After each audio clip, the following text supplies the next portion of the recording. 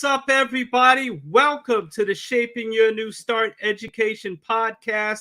I'm your host, Dr. Phil 2, and we are in season 2 of the Shaping Your New Start Education podcast, and we are in episode 2. So guess what, everybody? We've got an amazing content, but before we go even further, we'd love for you to please like and subscribe to the platforms that you're watching on, whether it be Facebook, whether it be YouTube, wherever it is. We'd love for you to subscribe to our channel, Shaping Your New Start.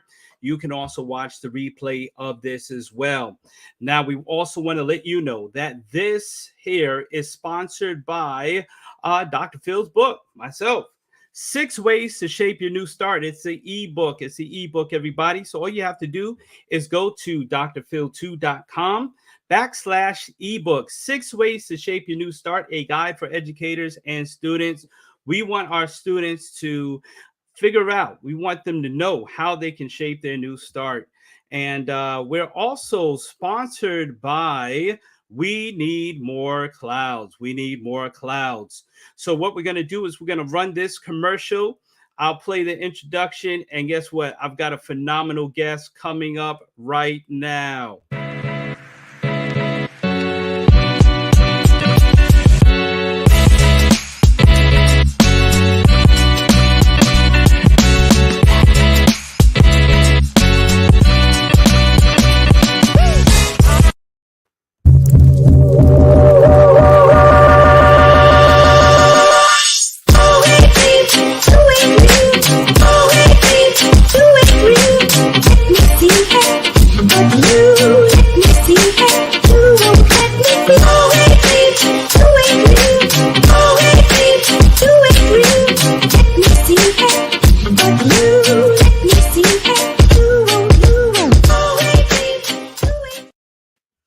All right, everybody.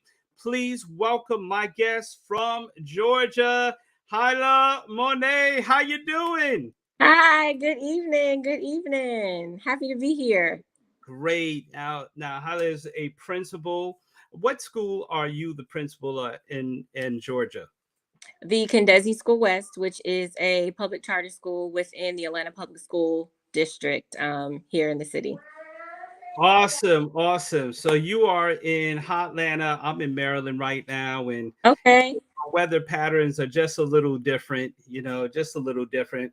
And we have a special little scholar guest in the place. Who do we have here? This is my 3-year-old Jagger. I am the epitome of a working mom. And yes, he's on the struggle bus this evening. Yes. I know it. Listen, my 2-year-old loves to get on camera, loves to say hello, So, all right. Oh, what's his name again? Jagger. Hey, what's up, man? Jagger. All right. Now you're being shy. You did all this to get on camera. Now you're getting camera shy. That's all right. Hi. Shout out to all the working moms out there that are doing dual responsibilities. So yes. How does that work for you being a principal, and then daycare and all of that? How is that working out for you? Well, fortunately, I have an amazing village. So my mother is an educator, and she was an educator in the school system. And when I had my older son, Jackson, who is 7, about to be 8, she decided, hey, I'm going to step away and I want to build my own program. And she had been wanting to do it for some time and never took the big leap. And so when I was pregnant with my older son and I told her, having another baby, she was like, this is the sign for me to take that leap. And so she started a preschool program, and it is truly phenomenal. It has grown so much over the course of these 7 years. Wow. And my 7-year-old went through her program, and now Jagger's going through her program, but she has preschool scholars reading at ages 3. They're identifying sight words at like 2. I mean, truly working to set them up for success. So it definitely is a major support system to have her, and know that he's in good hands. But then also outside of that, I have an amazing village. My husband is definitely a super duper active dad. He's at cheer practice with our older daughter who does competitive cheerleading. So definitely having a great support system makes it all possible. And then having a great team at work. I'm very blessed to have a talented administrative team as well as teaching staff who are doing all the things to make it happen. And that makes it doable for me on my end. That's right. That's right. Because listen, we're talking a lot about flexibility in the workplace, and it's not just parents who have children; it's also children who have parents, and Yes. those who are taking care of the elderly and things like that. And so, in these days, in these times, it's important to understand the culture of Yes. flexible work schedules, and having that village is a powerful thing. Yeah. And understanding that the school plays a major part in being a family's village. Yes. Yes, absolutely. Well, listen, I thank you for just taking a time to talk with me. We're talking today about creating cultivating a positive relationship between students, staff, parents, and of course, you're a parent. So now you have that understanding of what it means to cultivate that positive relationship. Mm-hmm. And we see schools pass or fail based on just relationships. Yes. They Yes. excel, based on what the relationship is like, between all of the scenarios. So tell us, how do we start with creating and cultivating a positive relationship? Yeah, it starts with being clear from the absolute beginning of the school year when you are welcoming in your new staff during new staff orientation every year. It's being super duper clear and having a vision around what you want that engagement to look like with families and what you want the engagement to look like colleague to colleague. I think that's very clear to start out the gate with a vision of what you want it to look like and a vision of how we're going to get there, because not everybody that comes into your school community are transitioning from positive experiences, and they come with a whole lot of understandings of what it means to be a part of a school community, and oftentimes that can be misaligned with what the culture is that you're trying to develop. So when you are clear from the jump around, hold on, Jagger, when you are clear from the jump around what your vision is and the plan for getting there, that's always step one. Step two is to foster a sense of belonging and set the foundation for positive relationships. And within that, you have to be willing to have courageous conversations. As leaders, we have to be willing to receive constructive criticism and understand that there's blind spots that we have as leaders.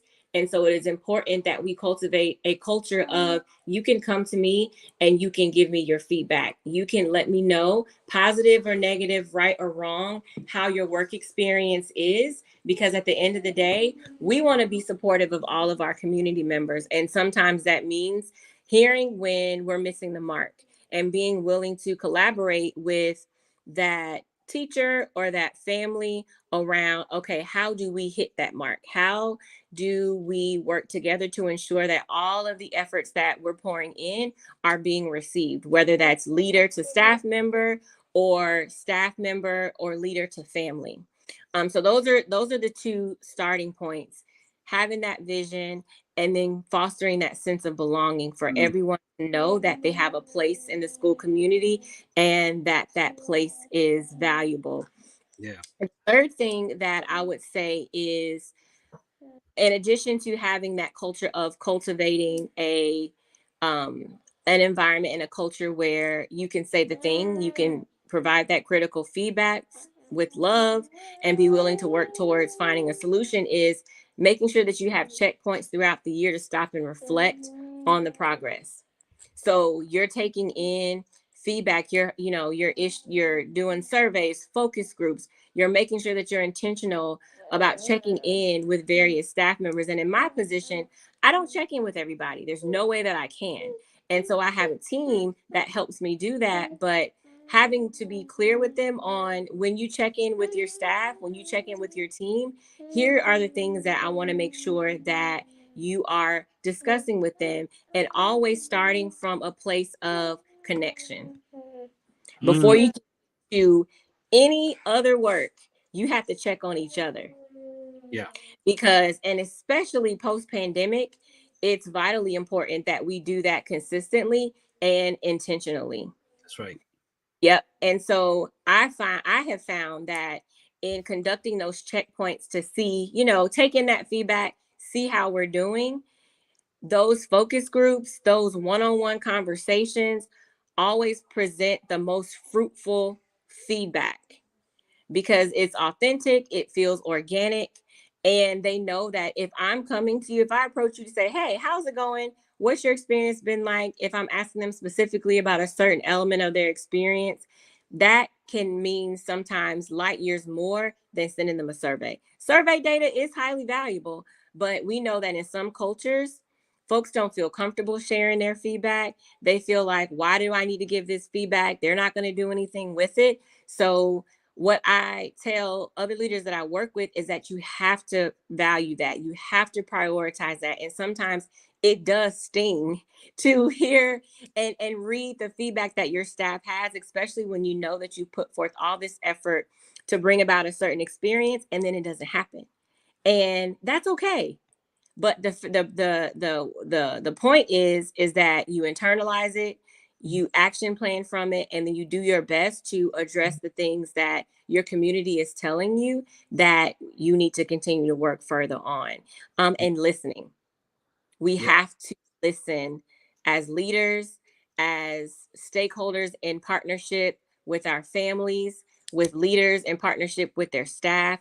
We have to listen. So I guess I would make the fourth thing, in addition to, having that vision, uh, creating that sense of belonging, having those checkpoints throughout the year for reflection. And the fourth thing I think is a piece of all of that is listening, and listening with intention.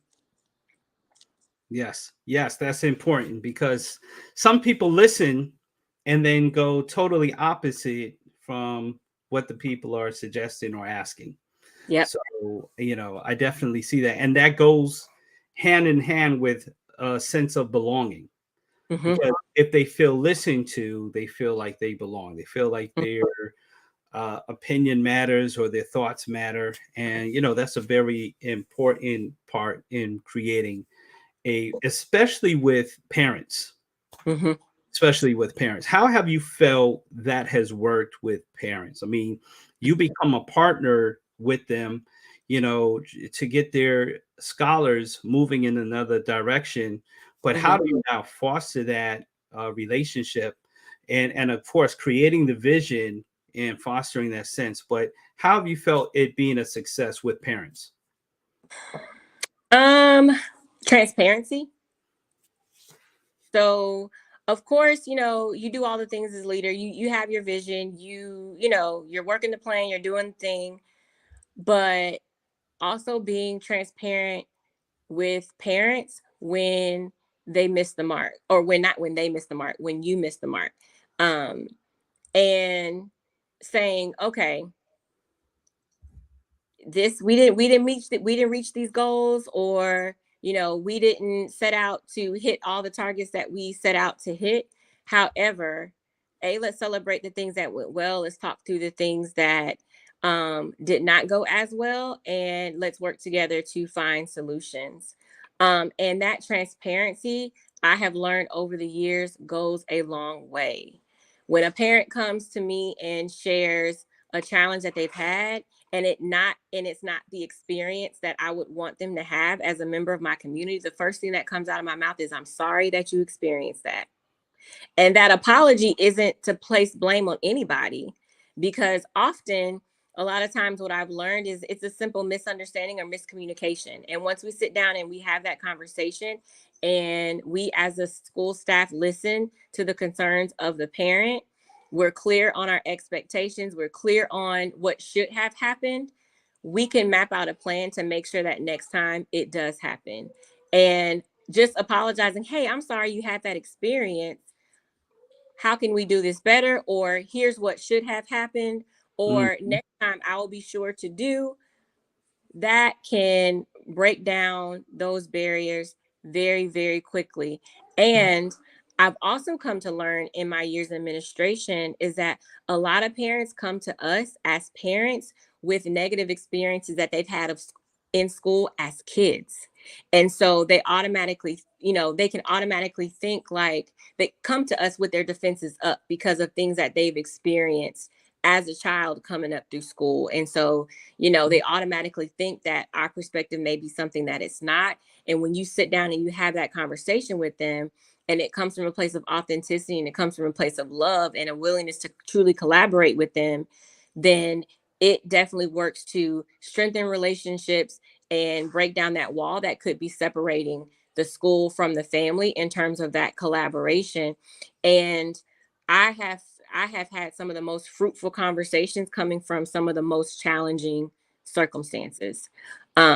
But again, it's that willing to listen and to let the family know, hey, I'm not an expert on your child. You are. You're the parent. So I need you at the table with me to do this work of educating them because I can't do it all by myself. And I Right. think some of the missteps that I've seen in the past is the school approaching the parent as I know all the things. I'm an educator. I know all the things I know best. We know a lot, and we know typically what's helpful for kids in classrooms, but we don't know it all, and we Mhm. don't know the ins and outs of each student. So it's important that we partner with the families because together our expertise and their expertise can definitely work wonders when it comes to growing kids academically and socially emotionally. That's powerful. That's powerful. And it's not something that you hear often.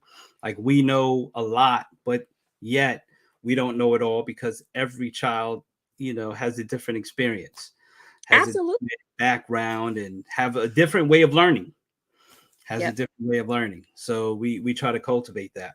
Yep. I had a meeting with a cohort of parents just this morning because this cohort had experienced a couple of staffing transitions.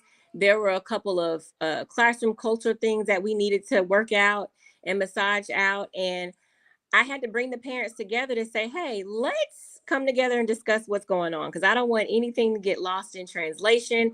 I want you to be fully informed of how we're supporting your students and making sure that they have quality education, consistent quality education, and they're learning in a loving, healthy environment. And it was probably one of the best conversations I've had with parents this year because typically you would think that, okay, a few things have happened here and there. Parents are going to come in with guns blazing. Nope. If anything, my parents were asking, okay, so how can we help? Okay, what do the teachers need? It wasn't pointing blame at teachers or anything like, how can we help? What do they need? It is hard. And we want to make sure that they know that we love them and appreciate them. And I was so grateful for that to be their response because with nowadays and things that are happening and at my school we have a truly inclusive environment, so we have a number of students with a wide variety of needs that are all coming together. And I shared with families in a principal's chat early this year that walking the walk of having an inclusive environment can sometimes feel kind of sticky and feel like, oh, wait a minute, what's happening here? And I said, so but that's okay because we have a list of students that have grown tremendously, and letting them know that the fruits of your labor may not bloom until 2 or 3 years after you've had this student, or for that parent 2 or 3 years after you've had this difficult school year.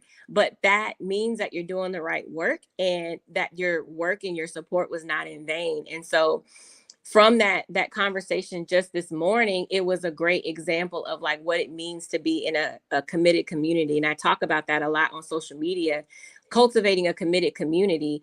And that's one in which every stakeholder is committed to love. Love has to come first above any and everything. Excellence, because we want to make sure that our kids are getting a high quality education, and one of growth, because it's an ongoing process of growing and getting better and better each and every year. And so to this morning was a great example of what that means in practice because we're coming together, we're troubleshooting some challenges that we're having, and we're walking away with clear solutions and even stronger collaboration. Powerful, powerful. Now, we're all about shaping your new start. Mhm. podcast. And so, what triggered in you a new start in culture? Like you saw something and said, "Wow, you know what? We really need to strengthen this." What was that starting point for you? Oh, this was quite a few years ago. It was my first year as assistant principal, and I was shadowing the principal at the time. And we had four crucial parent meetings that week. And three of the students were Black, one of the students were white. All four students had very similar challenges that we were Mm, working.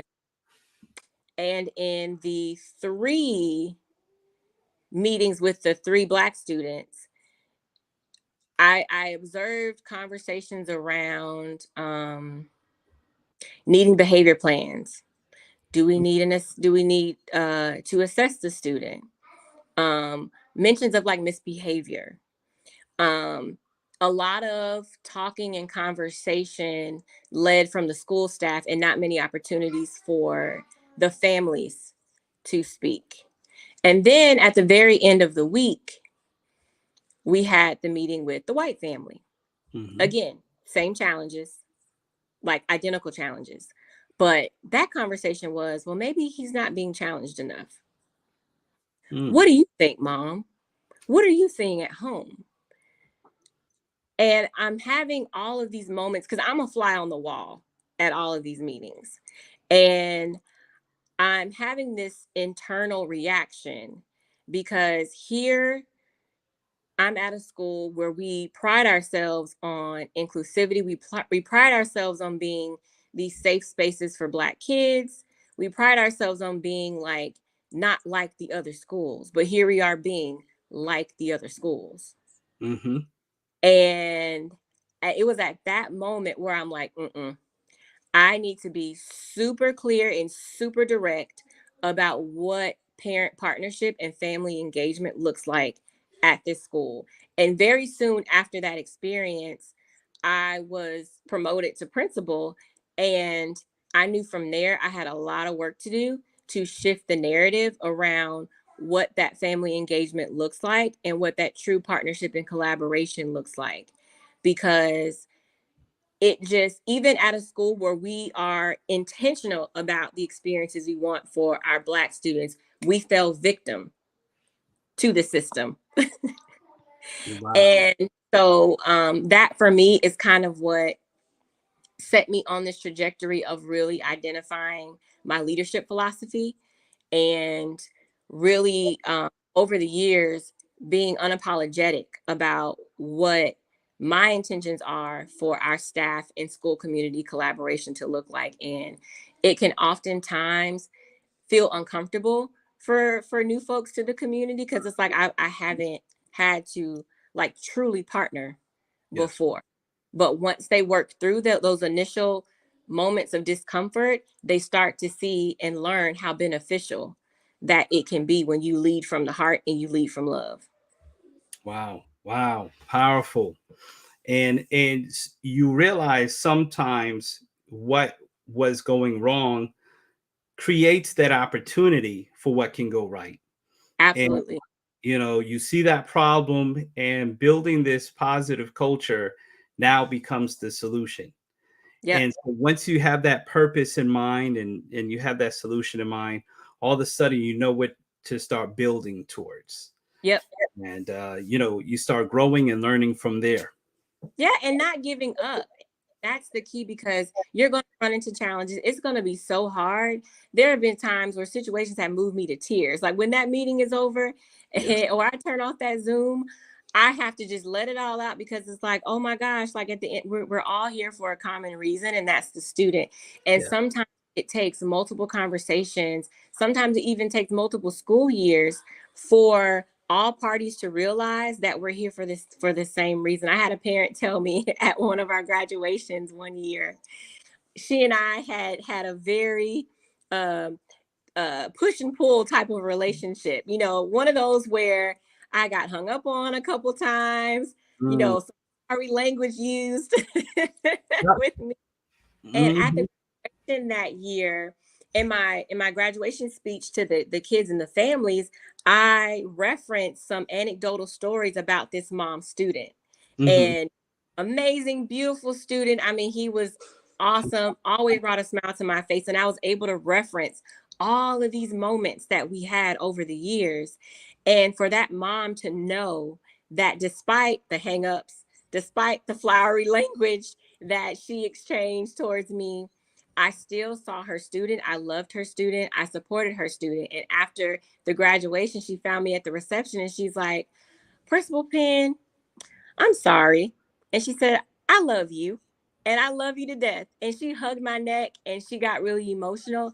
And we ended up like the next year, because her other two kids were at my school. We sat down and she shared with me like what that meant to her for me to speak about her son in that way, despite the ways that she had been towards me. Wow. And I could have very much so written her off and thrown my hands up, because like who wants to get hung up on, who wants to get cussed out, a few times here and there. But no, I wasn't going to do that, because at the end of the day, I know that her passion was because she cared about her student. Yeah. And she saw that through my perseverance, I had that same passion as well. So don't give up, because it's hard, but don't give up. That's right. Staying positive. Absolutely. Wow. Yeah. Staying positive and don't quit. Don't quit. Wow. This has been a very powerful lesson in this podcast on creating, and I think that last point right there, staying positive no matter what. And you're going to get that tension, because if people are struggling to get to that same direction, you're going to get through that. And Mm-hmm. uh, and I believe that perseverance and staying positive in spite of what's happening, in spite of being cussed out and hung up on, that is a critical part in Mm-hmm. sustaining a positive culture, because you don't want to tear down the whole creating positive culture because of a negative experience. And so I think that's Yeah. a lesson. Thank you. And knowing that at the end of the day, people have different ways of communicating, people have different ways of emoting. And I do feel that it's our responsibility to meet our families where they are and Yes. work together to create a different narrative and to set a different norm, right? So like being super clear, hey, I'm here to work with you until the cows come home, That's but right. let's refrain from this type of language. Let's make sure that we keep it positive. So definitely, I'm by no means saying let parents just kind of talk off the wall, Right. fly off the handle. Absolutely. No, but it's a piece of understanding, where people are, meeting them where they are, and then working to help create and establish a different norm where all parties can feel safe and feel supportive to continue that collaboration. Wow. That's powerful. Thank you so much, Principal Penn, for being on this podcast and really adding some light to creating a positive culture, cultivating that positive culture. I think these lessons are crucial.